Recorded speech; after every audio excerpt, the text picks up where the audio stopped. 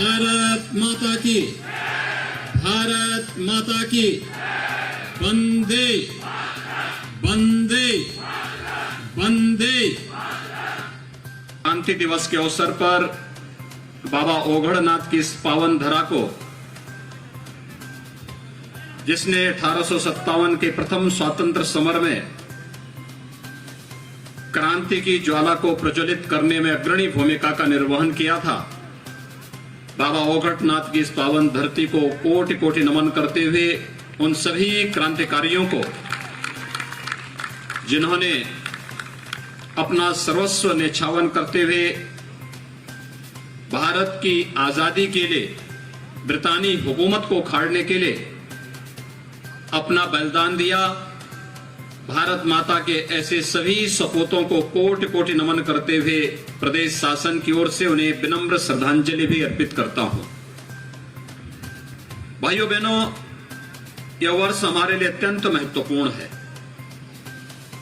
और हम सब आभारी हैं अपने देश के यशस्वी प्रधानमंत्री श्री नरेंद्र मोदी जी के, जिनके नेतृत्व में आज पूरा देश एक भारत श्रेष्ठ भारत बनकर के पूरी दुनिया को नेतृत्व देने की ओर अग्रसर है। और यह वर्ष हमारे लिए अत्यंत महत्वपूर्ण है क्योंकि यह देश, हमारा देश आजादी का अमृत महोत्सव मना रहा है। अमृत महोत्सव में इस क्रांति की धरा का महत्व और भी बढ़ जाता है। याद करिए, आज से 75 वर्ष पूर्व देश जब आजाद हुआ था, उस आजादी के 90 वर्ष पहले बैरकपुर में जो क्रांति की लौ प्रज्वलित हुई थी, मेरठ ने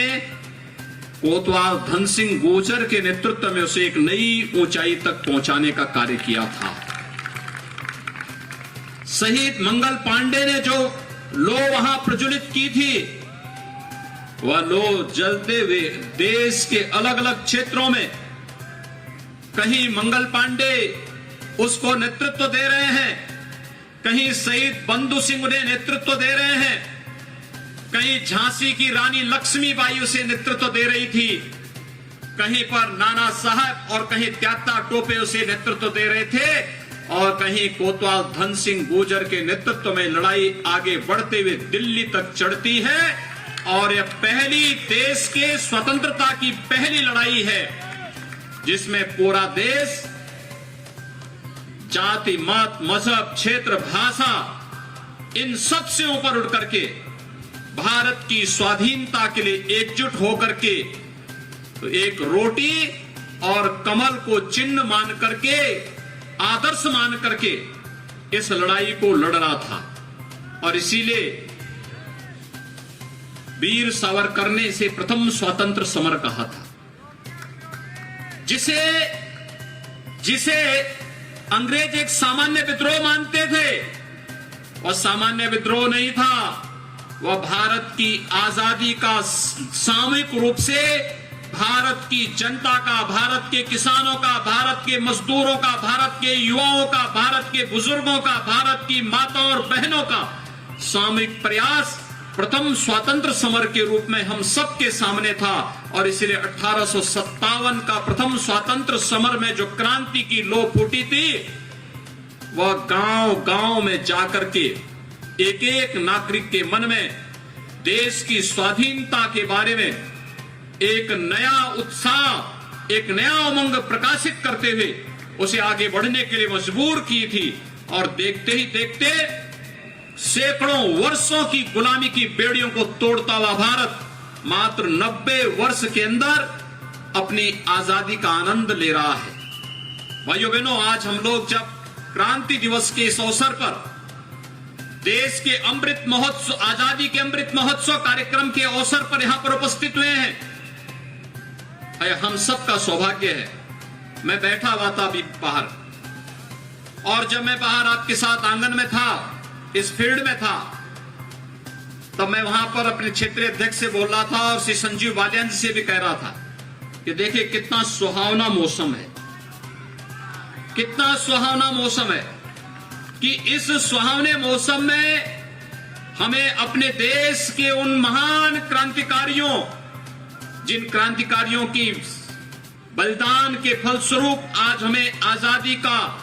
ये उत्सव देखने का अवसर प्राप्त हो रहा है, उस उत्सव का आनंद हम ले रहे हैं इसलिए क्योंकि भारत माता के उन अमर सपूतों ने अपना सर्वस्व न्यौछावर करते हुए भारत माता की गुलामी की बेड़ियों को तोड़ने के लिए उस कालखंड में बलिदान किया था। आज उन्हीं का परिणाम है कि हम आजादी का उपभोग करते हुए विकास के बारे में एक नई सोच के साथ आगे बढ़ रहे हैं। और आज हमारा सौभाग्य है प्रधानमंत्री मोदी जी के नेतृत्व में एक भारत श्रेष्ठ भारत पूरी दुनिया के अंदर नेतृत्व देता हुआ दिखाई दे रहा है। भाइयों बहनों, मेरठ का अपना महत्व है। बाबा ओगड़नाथ जी का मंदिर युगों युगों से एक नई भक्ति और शक्ति की धरा के रूप में जानी जाती रही है। मेरठ के इतिहास को हम देखते हैं, महाभारत कालीन इतिहास, और अगर हम उससे भी नीचे अगर हम इसका अध्ययन करें तो भारत का नाम भारत पड़ा तो महाराज दुष्यंत के पुत्र भरत के नाम पर ही ये परंपरा आगे बढ़ पाई। मेरठ का नाम उसमें भी आगे बढ़ता है। हमारे पास तो इतिहास केवल पुस्तकों तक सीमित नहीं, हमारा भूगोल भी हमें और पूरी दुनिया को भारत के इतिहास का एहसास कराता है। और इतिहास की धरोहर हम सबके साथ जिस रूप में है उसे वो पहचान दिलाने का दायित्व भी हम सबका होना चाहिए। और उसी पहचान को दिलाने के लिए आज मैं जब यहां पर आया था, मैं पिछले 4 घंटे से अधिक समय से मेरठ के ही विभिन्न योजना, पहले हम लोग शहीद स्मारक पर गए, विभिन्न अपने उन महान क्रांतिकारियों को स्मरण करते हुए उन्हें अपनी पुष्पांजलि और श्रद्धांजलि हम लोगों ने अर्पित की। यहां के विकास की योजनाओं का भी हम लोगों ने अवलोकन किया। आज मेरठ अपने नए कलेवर के रूप में देश और दुनिया के सामने आ रही है। हम लोगों ने आज रैपिड रेल को भी देखा। रैपिड रेल का काम किस तेजी के साथ हो रहा है। देश की पहली रैपिड रेल है जो मेरठ और दिल्ली की दूरी को एकदम मिला देगी। यद्यपि 12 लेन का एक्सप्रेसवे दिल्ली और मेरठ की दूरी को कम कर चुका है। याद करिए, जब उन क्रांतिकारियों ने दिल्ली पर हमला किया होगा उस कालखंड में वो पैदल चले होंगे, लेकिन आज आपके पास 12 लेन का एक्सप्रेसवे है। दिल्ली 45 मिनट में आप दिल्ली पहुंच सकते हैं। रैपिड रेल बनेगा, ये दूरी और भी कम हो जाएगी। आज Meerut one district one product के माध्यम से पूरे देश और पूरी दुनिया के अंदर स्पोर्ट्स आइटम के लिए जाना जा रहा है। और यही नहीं, मेजर ध्यानचंद के नाम पर प्रदेश का पहला स्पोर्ट्स यूनिवर्सिटी हम लोग मेरठ के अंदर ही बना रहे हैं, और जिसका प्रधानमंत्री जी के कर कमलों से यहां पर शिलान्यास भी हो चुका है। कार्य तेजी के साथ आगे बढ़ रहा है। भाइयों बहनों, आज हमारी जिम्मेदारी बनती है ये कि भारत माता के उन महान सपूतों ने भारत की आजादी के बाद जिस नए भारत का सपना देखा था, आज वो नया भारत प्रधानमंत्री मोदी जी के नेतृत्व में पूरी दुनिया के सामने छाता हुआ दिखाई दे रहा है। आज आप देख रहे होंगे पूरी दुनिया के अंदर कहीं भी कोई संकट आता है, दुनिया भारत की ओर देखती है, बड़ी आस भरी निगाहों से देखती है कि भारत का पुराना इतिहास रहा है। विश्व मानवता पर जहां कहीं भी संकट आया है, विश्व मानवता के ऊपर उस संकट के समय में भारत हमेशा मानवता के पक्ष में खड़ा हुआ है। और विश्व मानवता कहीं भी अपनी धरती पर प्रताड़ित भी हुआ है, उसे शरण देने का कार्य भारत की इस महान धरती ने सदैव किया है। इतिहास इस प्रकार के तमाम स्वर्णाक्षरों से भरा पड़ा है। और आज भी जब आप दुनिया के अंदर रूस और यूक्रेन के युद्ध को देख रहे होंगे, दुनिया तब भारत के प्रधानमंत्री जी की तरफ देखती है कि भारत के प्रधानमंत्री जी किस रूप में उसको नेतृत्व देते हुए दुनिया के अंदर शांति की बात करते हुए पूरी दुनिया को कह रहे हैं कि हम इस प्रकार के युद्धों से कोई परिणाम नहीं आने वाला है, शांति के मार्ग पर ही विश्व मानवता के कल्याण का मार्ग प्रशस्त किया जा सकता है। और प्रधानमंत्री मोदी जी की इस वचन को आज पूरी दुनिया अंगीकार करते हुए दिखाई दे रही है। भाइयों बहनों, हमें इस नए भारत के साथ मिलकर के आगे बढ़ना है। एक ऐसा भारत जिसमें जाति, मत, मजहब, क्षेत्र और भाषा के आधार पर किसी के साथ कोई भेदभाव न हो। एक भारत श्रेष्ठ भारत का सपना साकार करने के लिए आज जो प्रयास प्रारंभ हुए हैं, उसका मूल मंत्र है सबका साथ, सबका विकास। सबका साथ, सबका विकास का यही भाव ही है जो आज उत्तर प्रदेश के अंदर प्रत्येक नागरिक के कार्यों के माध्यम से, कृतित्व के माध्यम से आज देखने को मिल रहा है। आपने देखा होगा उत्तर प्रदेश, जिस उत्तर प्रदेश में लोग विकास के बारे में सोचते थे कि उत्तर प्रदेश विकास के मार्ग में बाधक है, एक बैरियर माना जाता था। देश के विकास का सबसे बड़ा बैरियर जिस उत्तर प्रदेश को समझा जाता था, आज उत्तर प्रदेश प्रधानमंत्री मोदी जी के मार्गदर्शन में, उनके नेतृत्व में विकास की नित नई ऊंचाइयों को आगे बढ़ता हुआ दिखाई दे रहा है। मेरठ की कनेक्टिविटी के बारे में 12 लेन का एक्सप्रेस वे तो बताया, रैपिड रेल का ही बताया, गंगा एक्सप्रेस वे भी आपकी पूरब की दूरी को कम करता हुआ दिखाई दे रहा है। एयर कनेक्टिविटी के साथ जुड़ता हुआ यह क्षेत्र, जेवर airport, film city, medical device park, ये तमाम ऐसी चीजें हैं जो इस पश्चिमी उत्तर प्रदेश के विकास को पूर्वी उत्तर प्रदेश के साथ जोड़ते हुए देश के अंदर अग्रणी भूमिका के रूप में इस क्षेत्र को एक बार फिर से नेतृत्व की दिशा में आगे बढ़ा रहा है। तो भाइयों बहनों, हमें उस हर एक क्षेत्र में कार्य करना है जो आज की आवश्यकता बन चुकी है। जन आस्था का सम्मान करते हुए भी कैसे हम आपसी सम्मान और सौहार्द के साथ कार्यक्रम कर सकते हैं, उत्तर प्रदेश ने देश को दिखाया है भी। रामनवमी का आयोजन शांतिपूर्ण तरीके से, 25 करोड़ की आबादी शांतिपूर्ण तरीके से, सम्मानजनक ढंग से इस आयोजन को मना सकती है। यह उत्तर प्रदेश ने दुनिया के सामने, देश के सामने उदाहरण प्रस्तुत किया। हनुमत जयंती के कार्यक्रम शांतिपूर्ण तरीके से हो सकते हैं। उत्तर प्रदेश ने एक नजीर प्रस्तुत की और अनावश्यक माइक भी हट सकते हैं और उसके माध्यम से होने वाले शोरगुल को भी हम मिलकर के संवाद के माध्यम से दूर कर सकते हैं। उत्तर प्रदेश ने एक नया नमूना प्रस्तुत किया है और उत्तर प्रदेश ही है संवाद के माध्यम से अलविदा की नमाज सड़कों पर नहीं होगी बल्कि अपनी इबादत गांवों में ही होगी। यह भी उत्तर प्रदेश ने करके दिखाया है। पर्व और त्योहार शांतिपूर्ण तरीके से मनाए जाएंगे। हमारी आस्था का सम्मान सरकार करेगी, सरकार सुविधाएं देंगी, लेकिन हम सामान्य नागरिक के आवागमन को बाधित नहीं होने देंगे। यह भी संकल्प उत्तर प्रदेश की 25 करोड़ जनता का, नए भारत के नए उत्तर प्रदेश की एक नई कहानी को लिख रहा है कि उत्तर प्रदेश विकास की इस प्रक्रिया के साथ, तेजी के साथ उभरती हुई एक नई अर्थव्यवस्था के रूप में अपना स्थान बनाएगा। और भारत माता के उन महान सपूतों को, जो सपना देखा था शहीद मंगल पांडे ने, जो सपना देखा था कोतवाल धन सिंह गुर्जर ने,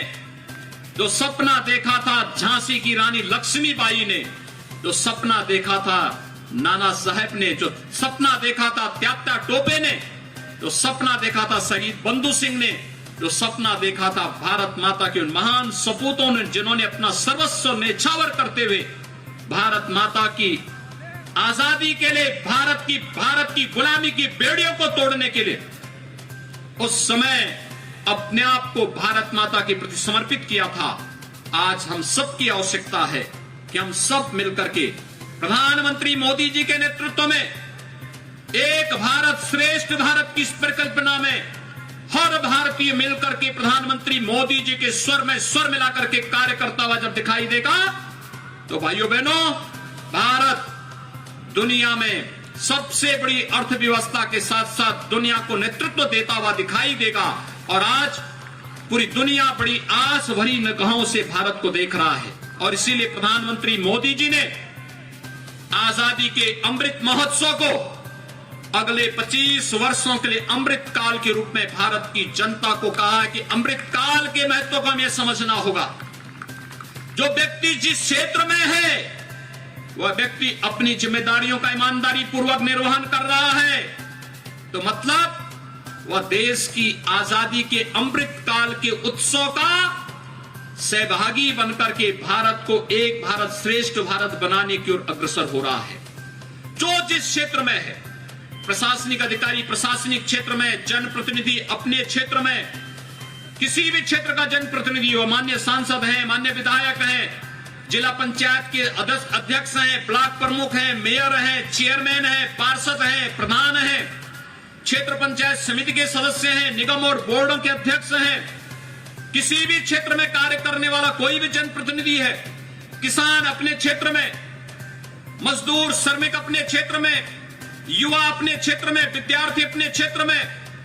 हर एक फील्ड का व्यक्ति अगर अपनी अपनी जिम्मेदारियों का ईमानदारी पूर्वक निर्वहन करता है तो अमृत काल में भारत माता के प्रति उसकी सबसे बड़ी सेवा होगी। और यही संकल्प तो प्रधानमंत्री मोदी जी ने हम सबको दिलाया है कि अमृत काल के इन 25 वर्षों के कालखंड में हमें इतना कुछ कर देना है। 25 वर्ष का एक कार्यकाल एक नई पीढ़ी को एक नए युग के रूप में परिवर्तित करने का कार्यकाल होगा, एक नए भारत का कार्यकाल होगा। और वह भारत का कार्यकाल जब हम आजादी के शताब्दी महोत्सव को मना रहे होंगे, 100 साल देश की आजादी के हो रहे होंगे, तब उस समय की हमारी पीढ़ी कह सकती है कि हम एक ऐसे भारत के नागरिक हैं जो दुनिया को नेतृत्व दे रहा है, जिसके सामने दुनिया नतमस्तक है। और मुझे लगता है भारत की 135 करोड़ जनता का यह संकल्प प्रधानमंत्री मोदी जी के नेतृत्व में होना चाहिए। प्रदेश की 25 करोड़ जनता का यह संकल्प होना चाहिए कि अमृत महोत्सव के इस अवसर पर, आजादी के अमृत महोत्सव के इस कालखंड में अमृत काल का उपयोग अपने प्रदेश के लिए, अपने जनपद के लिए, अपने गांव के लिए, अपने क्षेत्र के विकास के लिए हमारे स्तर पर जो भी प्रयास प्रारंभ हो सकते हैं उस प्रयास में हम सहभागी बने। और आज मुझे बहुत प्रसन्नता है, यहां पर एक साथ 67 करोड़ रुपए की कुछ परियोजनाओं का लोकार्पण और शिलान्यास का कार्यक्रम भी हुआ। मैंने ग्रामीण पुस्तकालय के कार्यक्रम को देखा है और मुझे लगता है हमारे जनप्रतिनिधियों ने उसकी बड़ी सराहना की। मैं धन्यवाद दूंगा यहाँ के मंडलायुक्त, यहाँ के जिलाधिकारी और यहाँ के उन सभी जनप्रतिनिधियों को जिन्होंने ग्रामीण पुस्तकालय की इस परिकल्पना को साकार करके ग्रामीण क्षेत्र का हमारा युवा भी प्रतियोगी परीक्षाओं की तैयारी अपने गांव में बैठ करके कर सकता है। ये लाइब्रेरी वहां पर उसके लिए बड़ी भूमिका का निर्वहन करने जा रही है। और साथ साथ यहां पर हम लोगों ने भारत माता की आजादी के लिए जिन स्वतंत्रता संग्राम सेनानियों ने योगदान दिया था उनके परिवार के सदस्यों को, मेरा सौभाग्य है कि आज मैंने कोतवाल धन सिंह गुर्जर जी के परिवार के कुछ सदस्यों को भी मैंने उनका शहीद स्मारक के पास भी और यहां पर भी मंच पर मुझे उनका सम्मान करने का अवसर प्राप्त हुआ। अन्य स्वतंत्रता संग्राम सेनानियों का सम्मान करने का अवसर प्राप्त हुआ। और देश की आजादी के बाद भारत की आजादी को बनाए रखने के लिए देश की सेना में जाकर के भारत की सेना को नेतृत्व देते हुए विभिन्न युद्धों में अग्रणी भूमिका का निर्वहन करने वाले ऐसे सैन्य अधिकारियों को और शहीद परिवारों को भी आज इस मंच पर सम्मान किया गया है। मैं इसके लिए आयोजकों को हृदय से धन्यवाद दूंगा। जिन परियोजनाओं का यहाँ पे आज शिलान्यास हुआ है, समयबद्ध ढंग से वे परियोजनाएं आगे बढ़े और जिनका लोकार्पण हुआ है वे जनोपयोगी बन सके, लोक कल्याणकारी अभियान के साथ केंद्र और राज्य सरकार की योजनाओं को जन जन तक पहुंचाने में अपना योगदान दे सकें। ये हम सबका संकल्प होना चाहिए। मेरठ की क्रांति की ये धरा हमें भारत की आजादी के अमृत महोत्सव के साथ सीधे सीधे जोड़ती है और प्रधानमंत्री मोदी जी के संकल्प के साथ कि एक भारत श्रेष्ठ भारत के लिए जैसे 1857 का प्रथम स्वतंत्र समर पूरे भारत ने मिलकर के लड़ा था, तब अंग्रेजों की जमीनों को और उनकी जड़ों को उखाड़ने में हमें मदद मिली थी। ऐसे ही जो लोग आज हम में विभाजन पैदा करना चाहते हैं, हमें जाति, मत, मजहब, क्षेत्र, भाषा के आधार पर बांटना चाहते हैं, हमें उनके उन मंसूबों को तोड़ना होगा, उन्हें बेनकाब करना होगा। तमाम ऐसे लोग जो आज भी